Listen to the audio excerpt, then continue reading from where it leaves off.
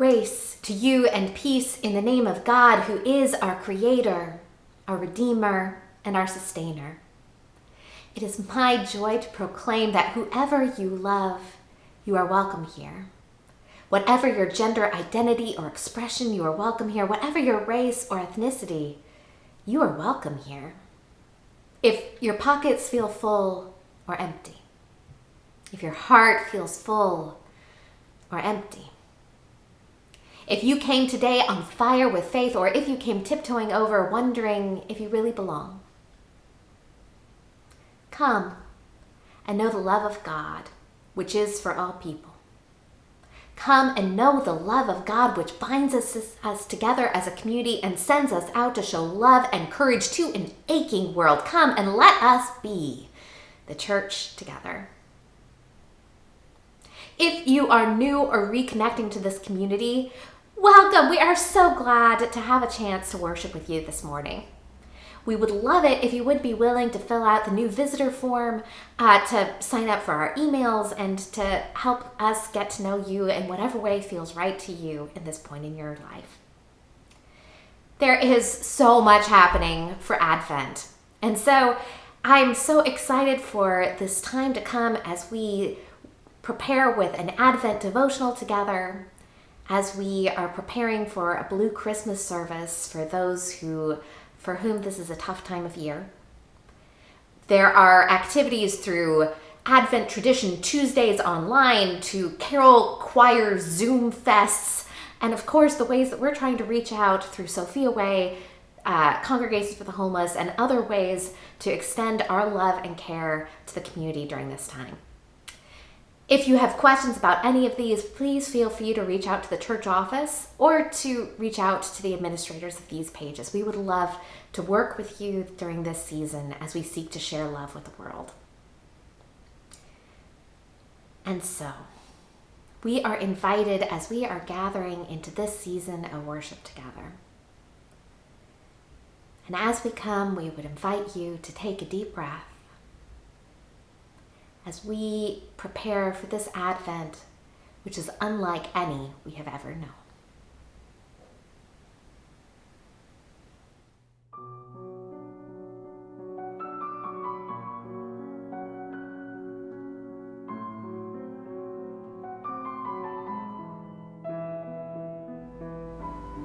As we begin our worship today, we are invited to stop and be still. To feel within us what this year has been, this moment, and to feel within us the yearning that goes for generations, the yearning and dreaming and hoping of the people of God. Many years we light one candle of hope, and this year, this candle is not just in one place, but is extended into all of the places where we worship today. We hold this candle of hope, which is bursting into flames of God's love all over our communities. As our youth light the candle of hope today, we hope you can light a candle as well, wherever you are, as we, the church, wait in hope. We light our first candle of hope.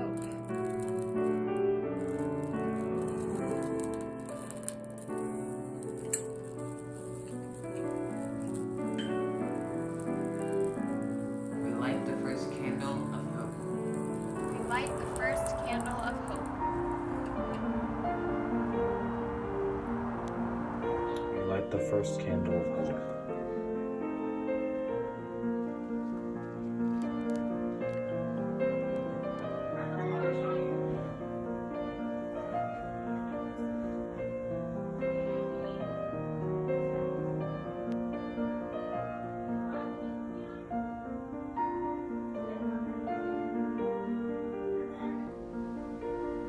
unexpected God, as we light this candle of hope, kindle in us a vision of what may be. Give us a glimpse of the dream you hold for all creation. May we see your hope for the wholeness of creation, for our communities, and for us. May your hope be with us as we wait, that we might be the hope for the world. Amen.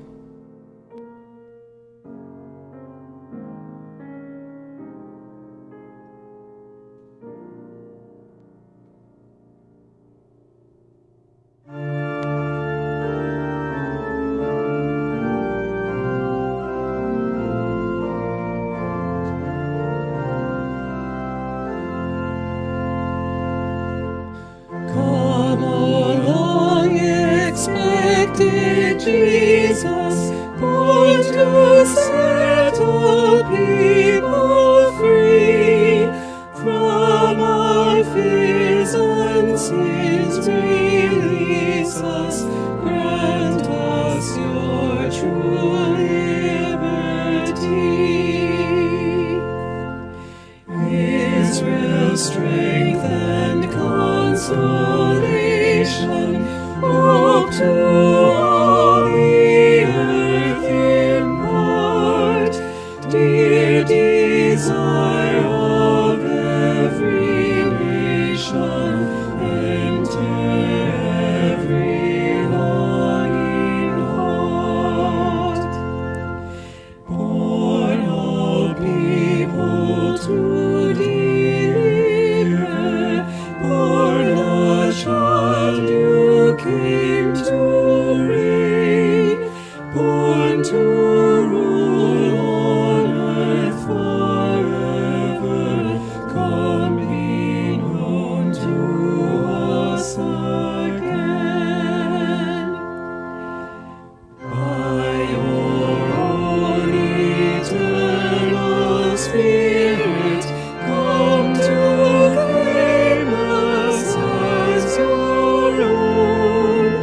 By your all-sufficient merit, let us share your cross and crown.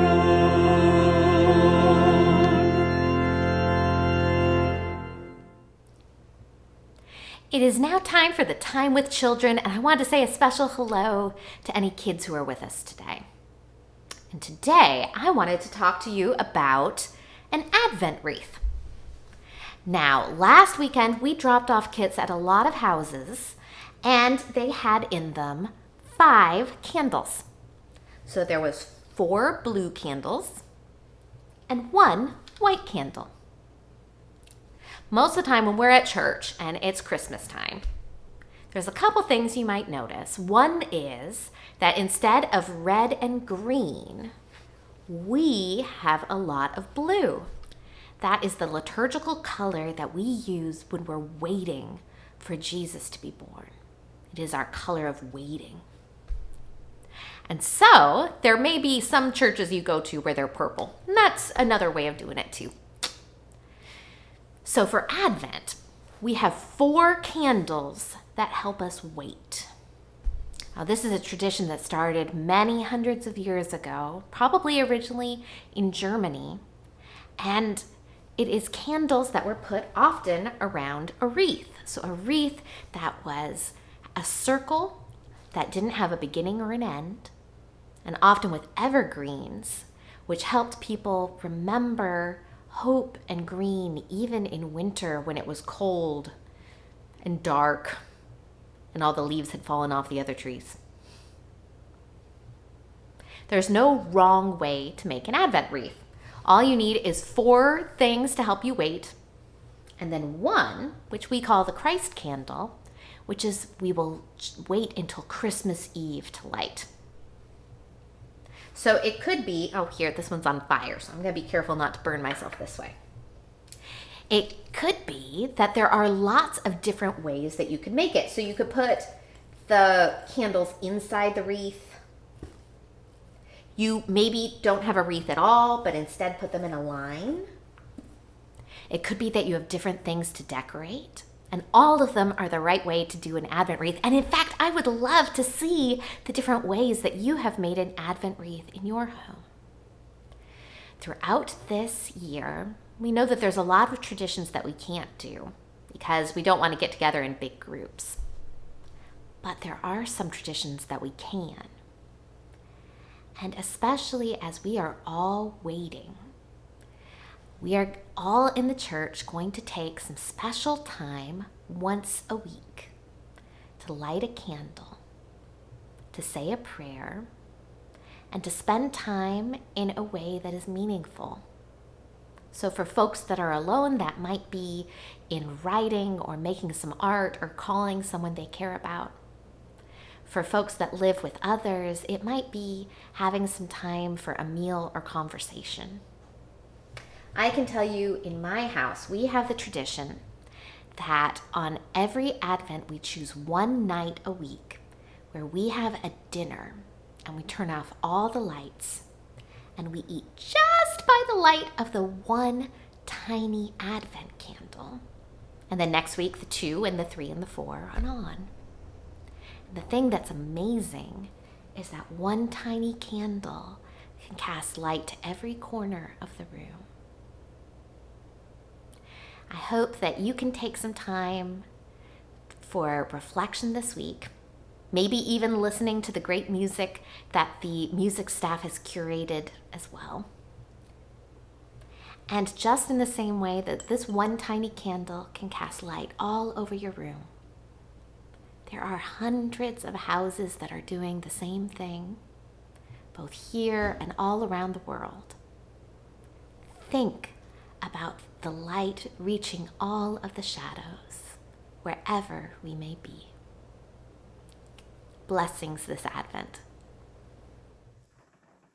Please be with me in a spirit of prayer. Attentive and gracious God, we come together on this first day of Advent, centering our hearts, souls, and minds upon a star which illuminates your presence and announces the arrival of hope.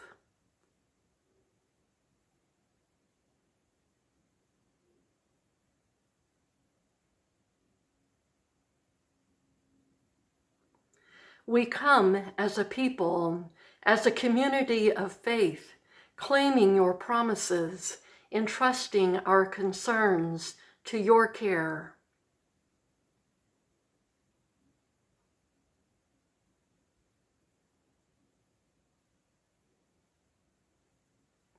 We come with gratitude and hope that your will be done here on earth as it already is in heaven. We turn over to you the state of our nation, our planet, those who grieve, those who wait on a cure, those who suffer on the margins, our individual challenges.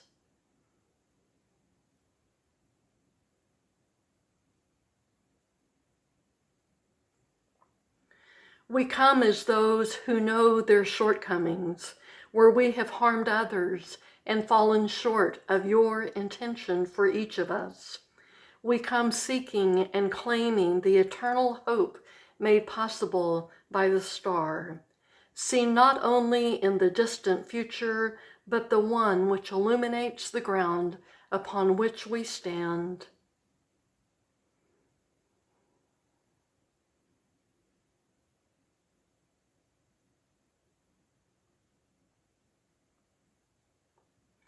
We come to say thank you for hope and for the promise it brings. We come to say thank you for your presence amongst us.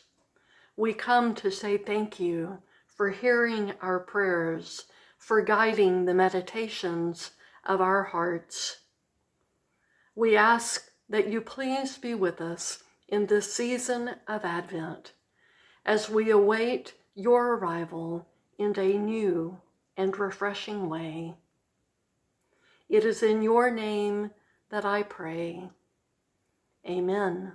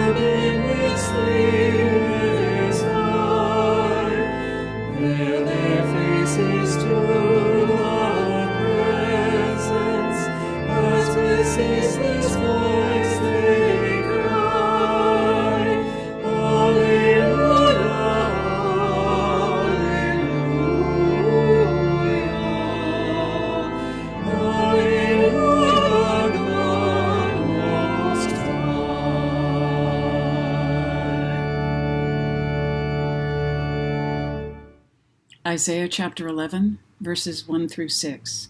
A shoot shall come out from the stump of Jesse, and a branch shall grow out of his roots.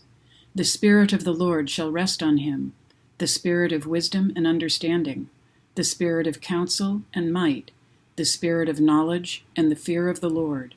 His delight shall be in the fear of the Lord. He shall not judge by what his eyes see, or decide by what his ears hear, but with the righteousness he shall judge the poor, and decide with equity for the meek of the earth. He shall strike the earth with the rod of his mouth, and with the breath of his lips he shall kill the wicked.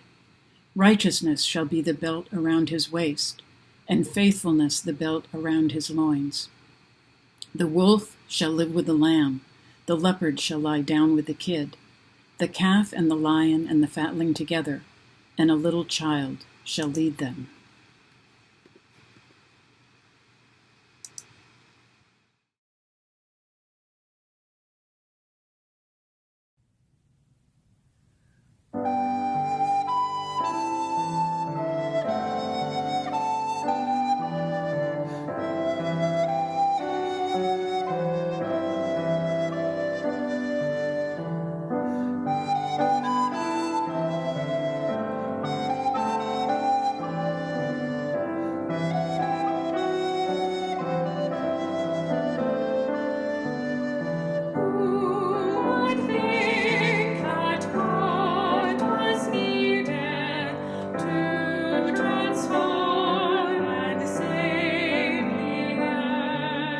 Might not be a plan or army, proud in purpose, proved in worth. Would think, despite delusion, that a child should lead the way. God surprises earth with heaven. Coming here on Christmas Day.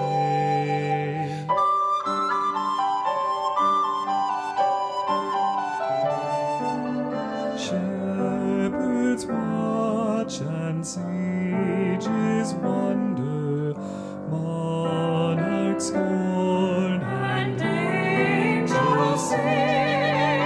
Such a place as none would reckon. Oh, so holy, helpless thing. Stable beasts and bypass strangers, watch a baby laid in hay. God surprises earth with heaven, coming here on Christmas Day.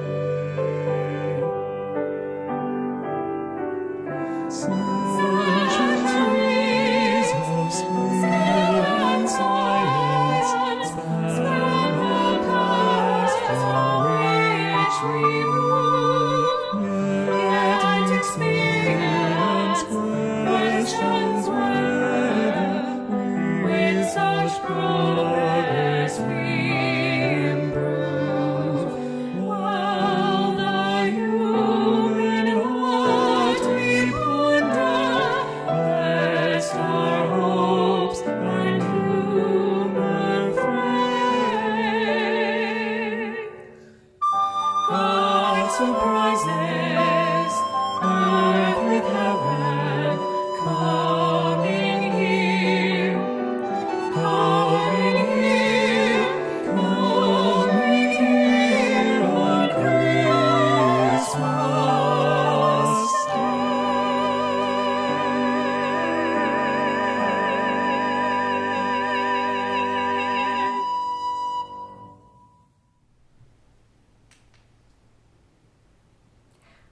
What surprises has 2020 brought to us? I have been surprised that apparently I can spend sequential days in my house without noticing that I haven't left the walls. I have been surprised to learn how many congregants can make sourdough, apparently, and now I have all kinds of new ideas for communion.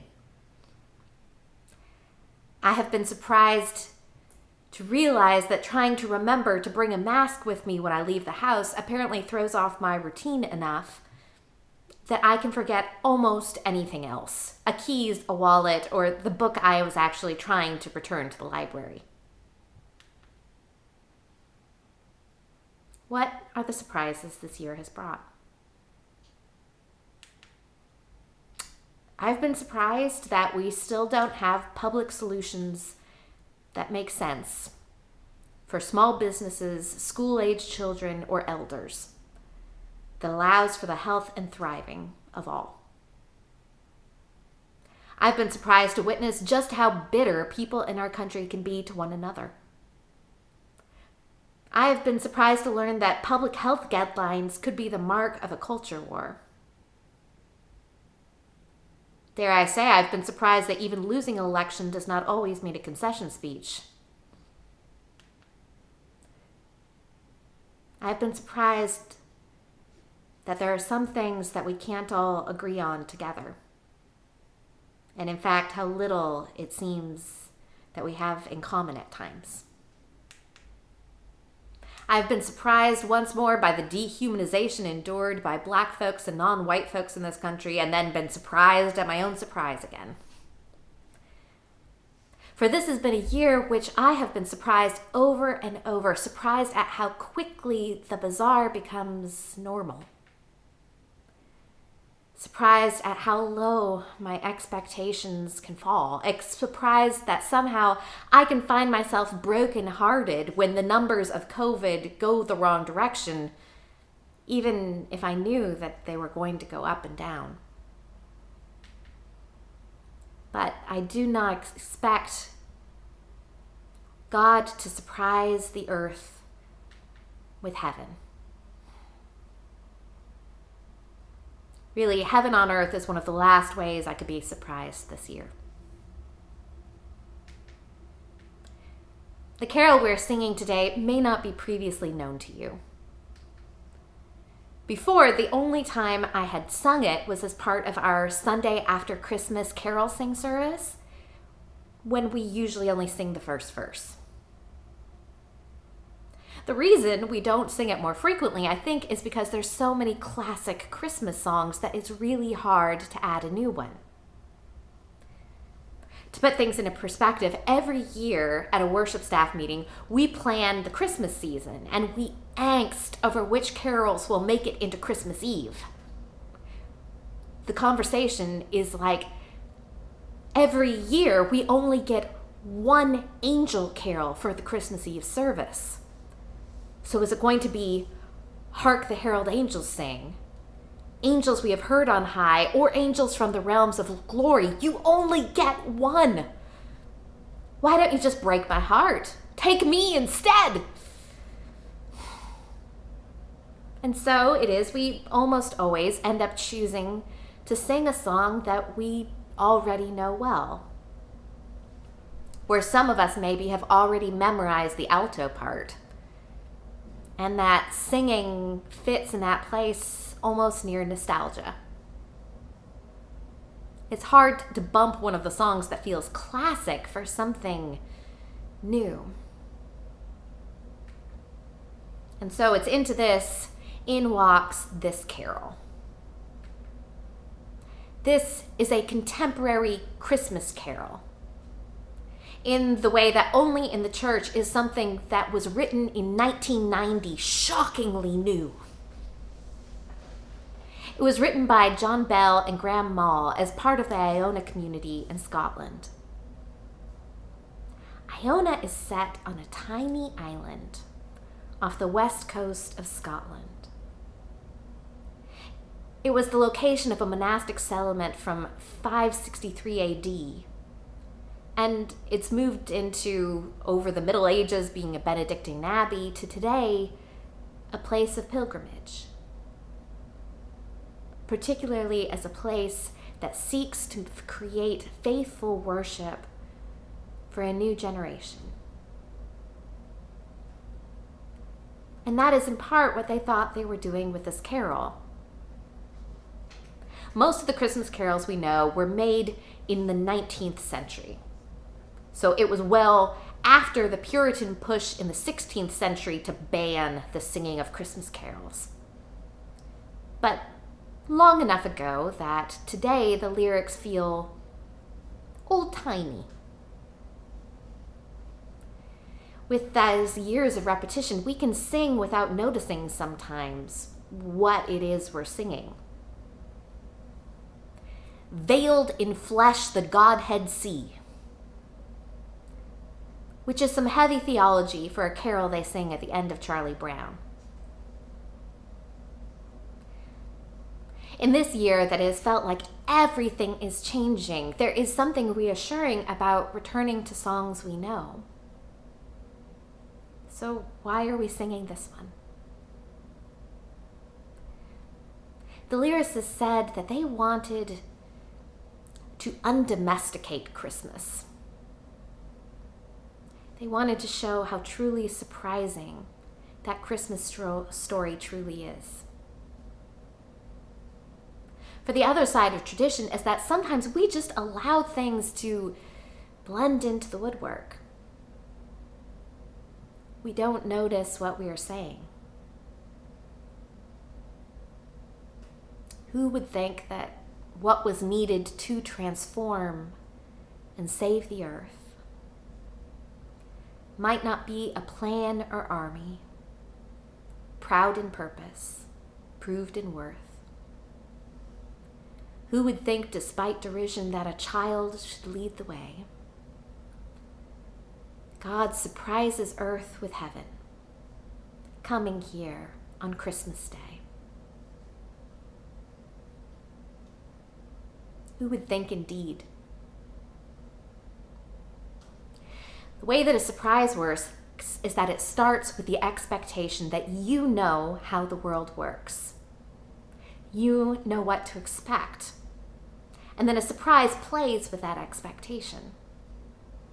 So you expect to know that the strong ones usually get their way, that the mighty make the way of armies, that the powerful use their influence on those who are at the margins, who are often cast aside. And so if this world has a longing, it is often to say, if only we were the ones who were stronger. If only we were more powerful, if only we sat in the seats of influence and had the armies to boot.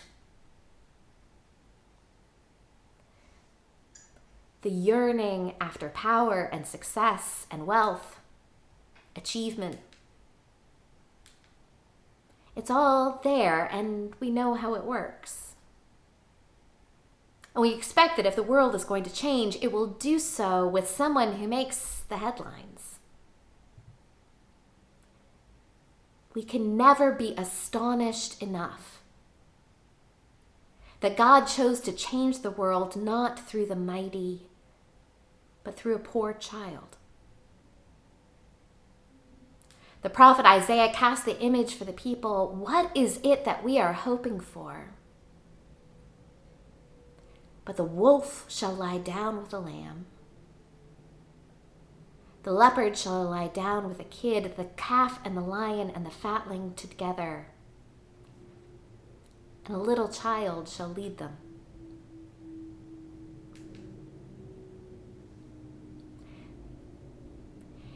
In this year that has felt like the world has been shifting below our feet, it feels uncertain to be unsettled.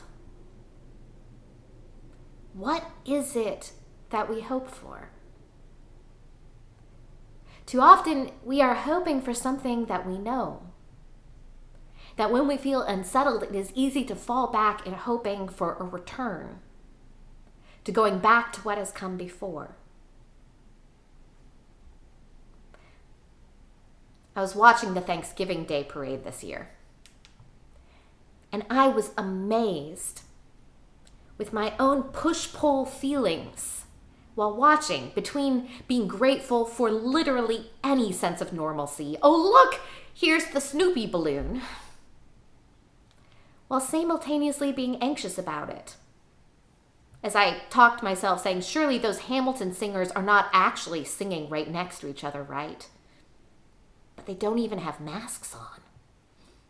And then, in rapid succession, becoming deeply sad when the song ended and there was no one to clap. And I was in no way surprised when the event from beginning to end is filled with advertisements for how else does the world work? Wherever it is that we are going, whatever it is that we hope for in God, it is not just a return to what we have known, or even a shuffling of what we have experienced. The God who comes to earth in love, who shows us the power of the manger, is creating a new world, a new way, and inviting us to join. God is not just surprising earth with a better earth, a newly improved earth, the powers of the world slightly shuffled earth, although even that I wouldn't object to sometimes. Instead, God surprises earth with heaven.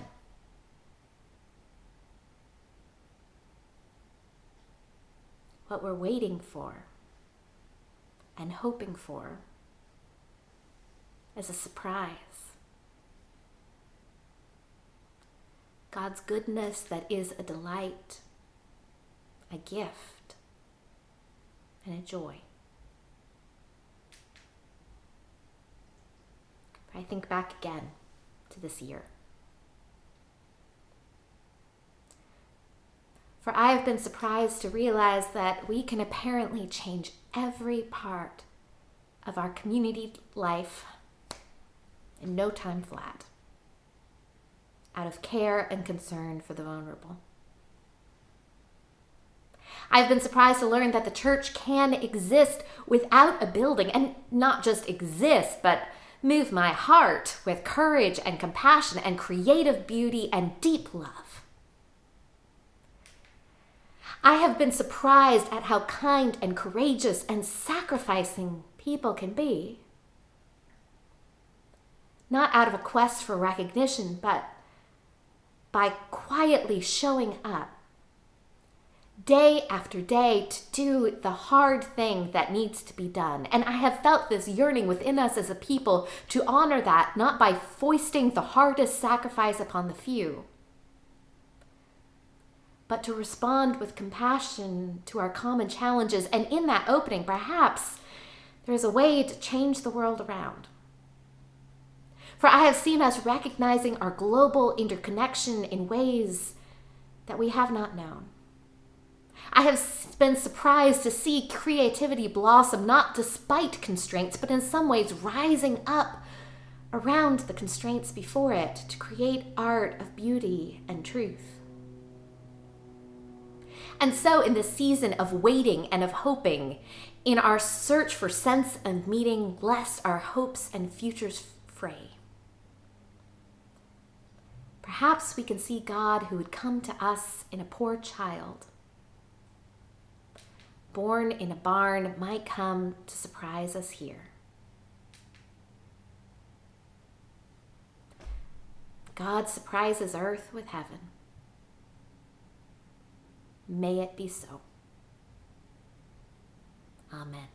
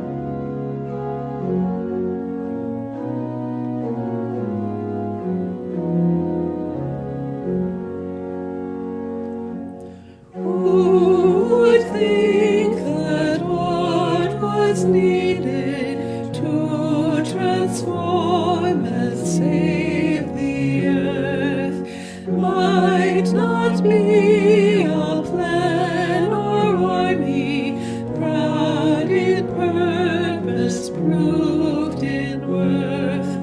Who would think, despite duration, that a child should lead the way? God surprises earth with heaven, coming here on Christmas Day. Shepherds watch and sages wonder, monarchs mourn and angels sing. Such a place as none would reckon, hosts a holy, helpless thing. Stable peace and passing strangers, watch a baby laid in hay. God surprises earth with heaven, coming here on Christmas Day. Centuries of skill and science stand the past from which we move, yet experience questions whether with such progress we improve. In our search for sense and meaning, lest our hopes and humor fray, God surprises earth with heaven, coming here on Christmas Day.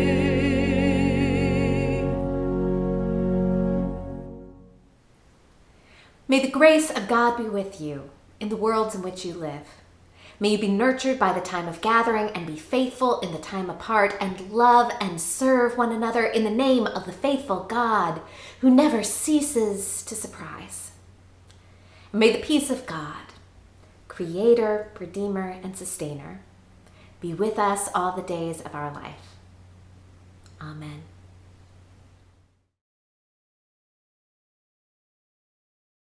Still